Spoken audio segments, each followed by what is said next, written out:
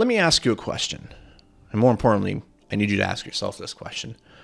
What is the dragon that you need to fight this week?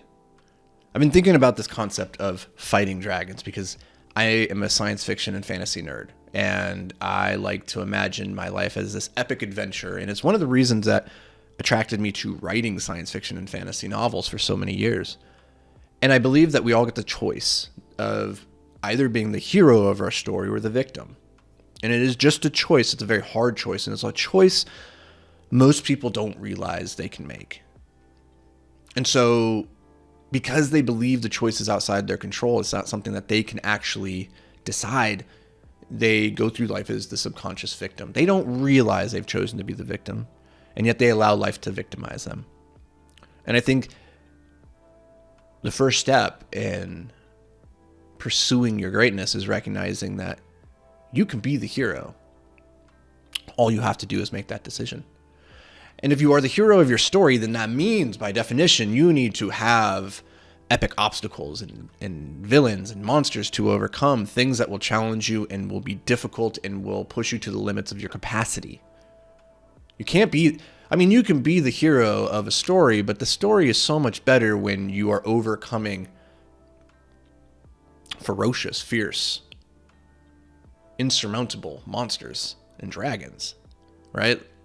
Lord of the Rings is not nearly so interesting if taking the ring to Mordor is just a matter of hop skipping across town and fighting traffic. But because Sauron and his orcs and all the armies of the Dark Lord are rallied against this small band of friends, now we have epic stakes. And I think so often in our own life, I've noticed this with myself. It's something that Jamie and I reflected on a number of years ago because I kept going in and out of these depressive episodes. I couldn't really figure it out because life was good and I was like, I don't understand why I feel so empty all the time.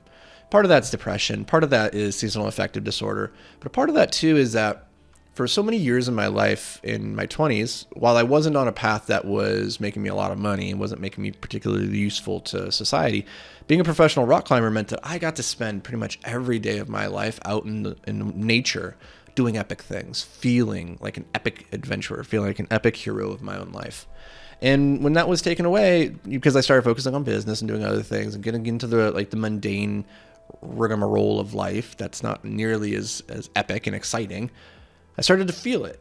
And so one of the things we recognize is that for me to feel happy and to feel fulfilled and feel enjoyment, I need to feel like I'm doing epic things. And I think actually I'm not alone at this. I think we all need this. I think for us to not feel relegated to NPC status, which is non-player character, like just another character in the video game, like to feel like the main character, we have to have epic quests and epic challenges that we're trying to rise against. And this is where I think the to-do list doesn't do us nearly enough justice, because a to-do list, who gives a hero a to-do list?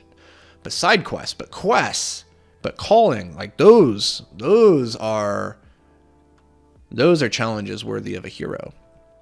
And so one of the things I've been thinking about in these last couple of weeks is like reframing my to-do list, or the one thing that I need to get done for the week. Instead of orienting it as a thing that needs to be done, I think about it as a dragon to be conquered. What is the one dragon this week that I need to conquer?